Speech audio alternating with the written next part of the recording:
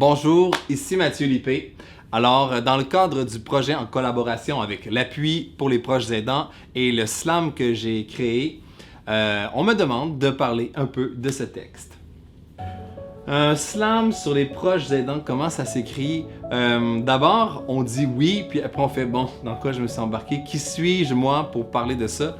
Je me suis mis à observer un peu la réalité des proches aidants et les proches aidants du Québec, puis j'étais comme, oh wow! Les gens qui ont tellement de dévotion, qui sont capables de faire abnégation d'eux-mêmes, puis de pouvoir donner sans limite comme ça. Comment on écrit ça? Ben, d'abord, en prenant le temps, moi, j'ai écouté les témoignages des gens, j'ai reçu beaucoup de témoignages, j'ai pris le temps de les lire, puis ensuite de ça, j'ai référé beaucoup à mon propre passé, ayant la chance d'avoir travaillé en musicothérapie, dans des centres de gériatrie, ça m'a permis de faire des connexions avec des moments que j'avais vécus. Lucie s'est comme inventé de plusieurs témoignages que j'ai reçus dans le cadre de la recherche pour ce projet-là. Alors j'ai créé un nom fictif, Lucie, mais je pense qu'en même temps, Lucie, ça vient de Luce, un peu, de la lumière. Donc je me disais que c'est des gens qui apportent de la lumière. Et Monsieur Campo, ben pour moi, c'était un hommage spontané dans le temps où justement je faisais des runs de guitare dans les centres de gériatrie où il y avait un monsieur qui s'appelait Monsieur Campo et avec qui j'avais eu une super relation. On chantait Bozo de Félix Leclerc. C'était des moments vraiment magiques parce que je quittais l'hôpital puis je chantais dans tout le couloir. Les infirmières nous entendaient chanter puis je faisais « Dans un jardin de gens mauvais ». Puis il répondait au loin « Il y avait... » Puis il chantait comme ça, puis jusqu'à temps que je quitte. Fait que c'était une manière pour moi de ramener quelqu'un que j'avais connu dans un contexte semblable, dans une chanson, dans un texte. J'ai pris le temps d'appeler des gens qui avaient envoyé des témoignages et c'était vraiment des appels très très très riches où on finissait presque même de parler de d'autres choses. Alors oui, j'ai pris le temps pour poser des questions, pour comprendre qu'est-ce qu'ils vivaient eux, puis aussi qui étaient les gens pour qui ils offraient de leur temps, de leur amour.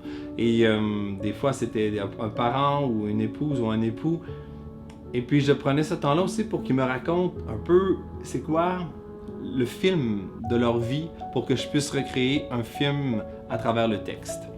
Ben en fait, ce moment-là, c'est un peu comment traduire comment progressivement la maladie d'Alzheimer arrive dans la vie de quelqu'un qui, au départ, est autonome chez lui, puis qu'à un moment donné, les casseroles restent sur la poêle, puis il commence à avoir comme de la fumée qui sort, puis par chance qu'il y a un proche aidant ou proche aidante qui est là, parce que ça pourrait mettre le feu dans toute la maison, malheureusement. Puis, dans le fond, c'était ça que je voulais traduire, c'est les gens, ils m'ont donné comme un peu toutes les étapes qu'on perçoit, qu'on voit arriver, les gens qui écrivent des notes sur des post-it avant que la personne s'en va vivre ailleurs, par exemple.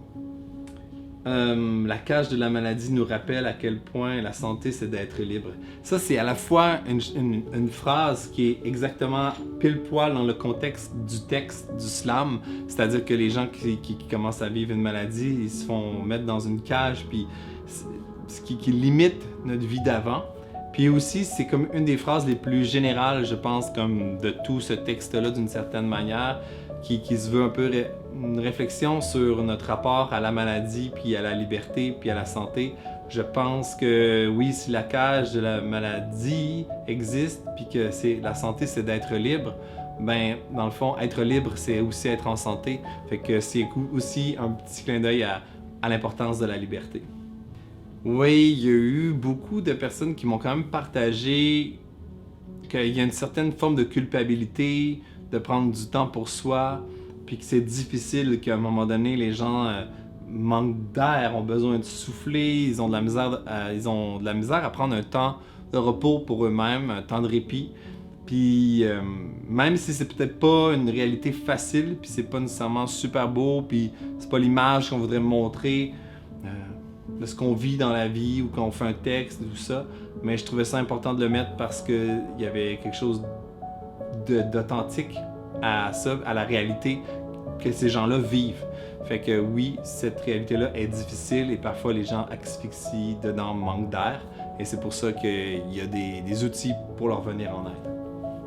Ben, je pense que tous les grands gestes d'offrande sont faits par don de soi, par amour, puis je pense que c'est la preuve que ces gens-là nous font le plus, c'est d'offrir par l'amour. Puis je pense que ils en reçoivent aussi beaucoup de ça. Pour la plupart aussi, j'ai reçu à quel point c'est quelque chose qui vient nourrir leur vie. Moi, je parle maintenant en leur nom. C'est un peu absurde, mais dans le fond, c'est quand même ça que j'ai reçu. C'est que la plupart trouvent la beauté, même dans ces moments difficiles-là, puis ils apprennent quelque chose de l'humanité qu'on soupçonne pas parfois. Puis c'est souvent comme ça que ça fonctionne, hein, dans les moments les plus difficiles.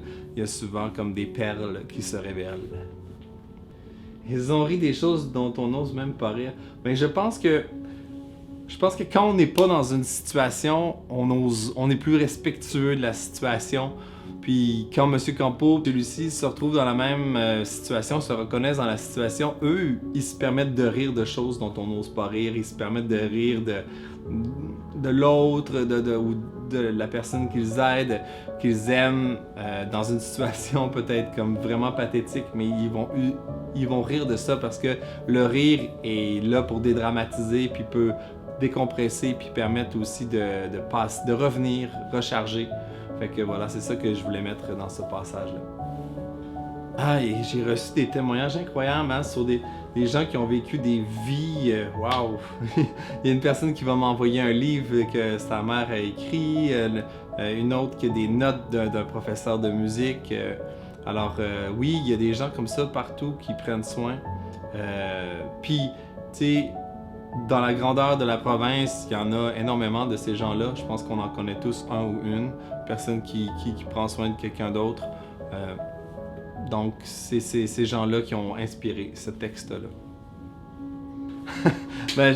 Ça, je sais pas parce que je me suis dit en l'écrivant, ça a sûrement déjà été dit. Est-ce que maintenant elle est consacrée, peut-être? Proches aimants, proches aimantes. Ça sonne bien.